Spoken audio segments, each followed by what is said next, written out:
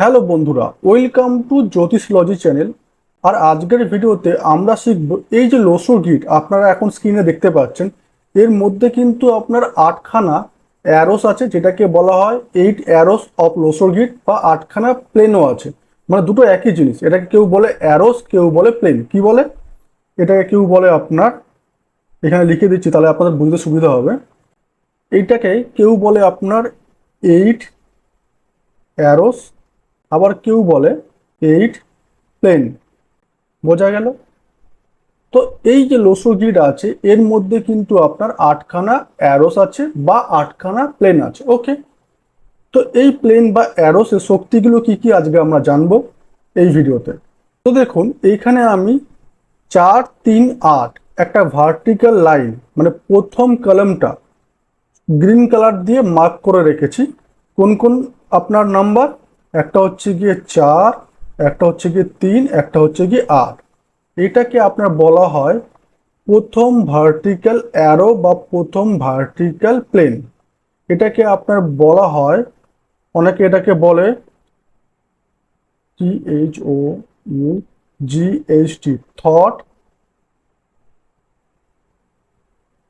Arrows, বা এটাকে অনেকে আপনার বলে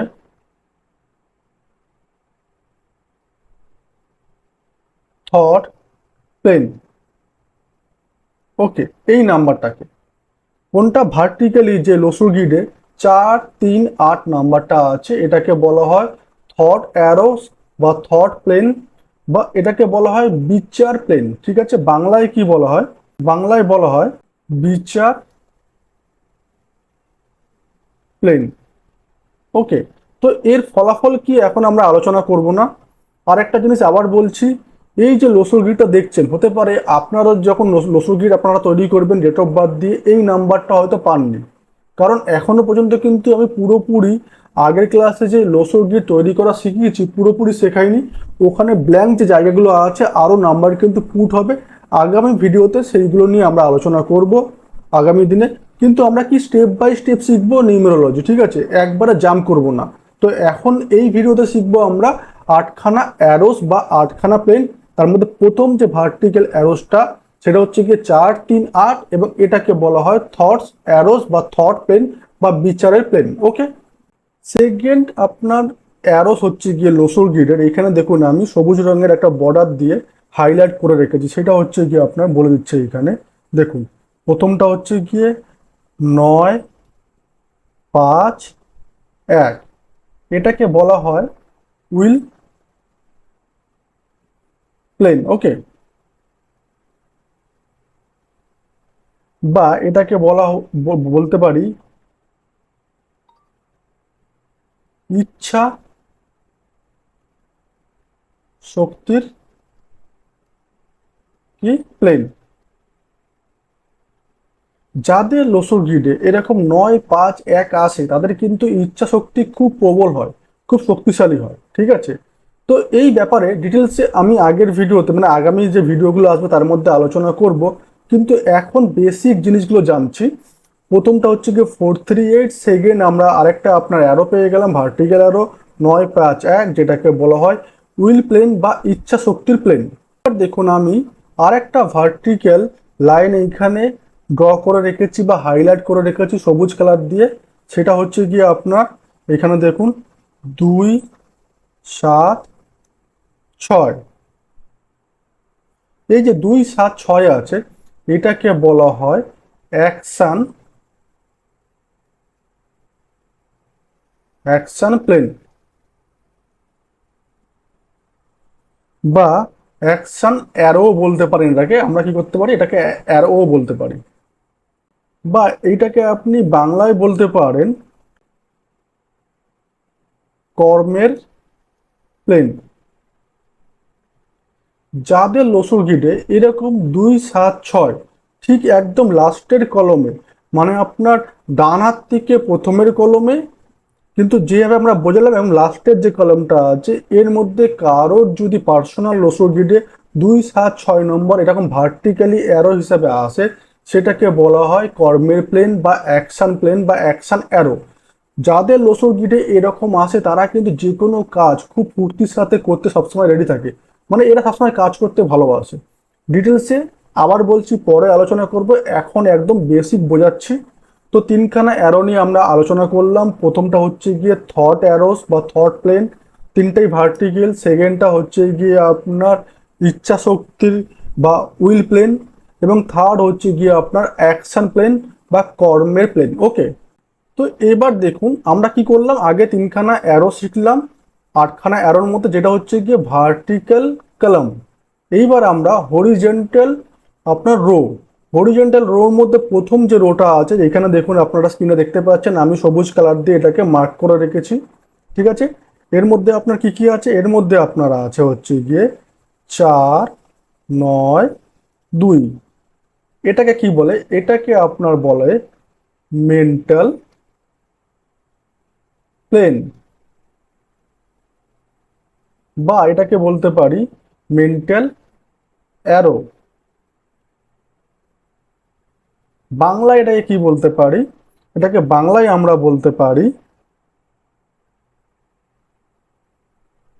মানসিক অ্যারো বা প্লেন, যেটা আপনার ইচ্ছা, মানে প্লেনও বলে অ্যারো বলে।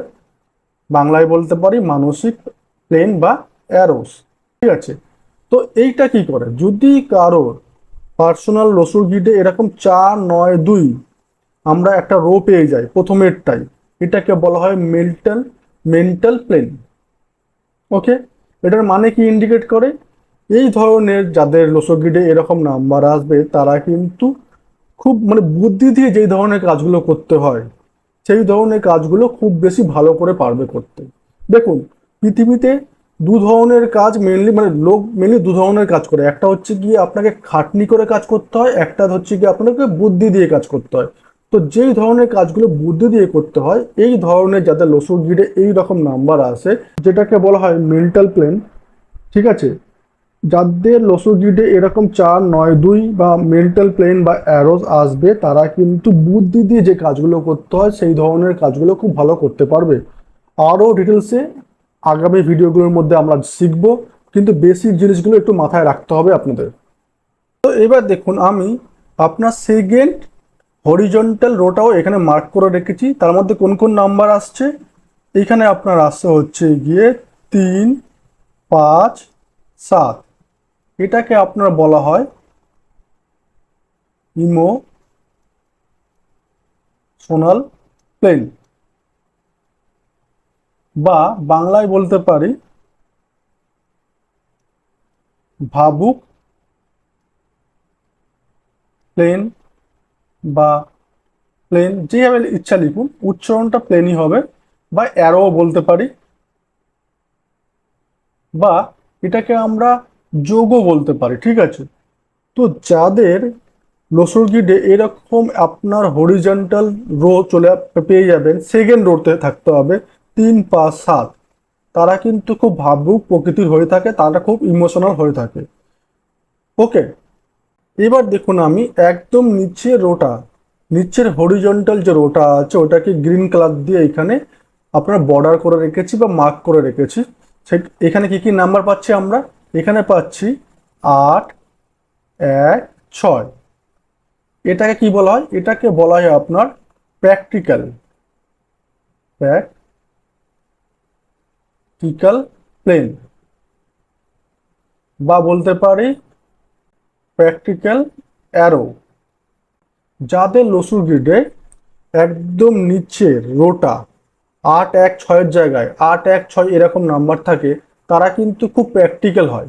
মানে অনেকে থাকে যে আকাশ কুসুম কথাবার্তা বলে যার মধ্যে কোনো লজিক নেই, এরা কিন্তু খুব যুক্তিসঙ্গত প্র্যাকটিক্যাল ভাবে কথাবার্তা বলে, প্র্যাকটিক্যাল ভাবে কোনো জিনিস বিচার করে।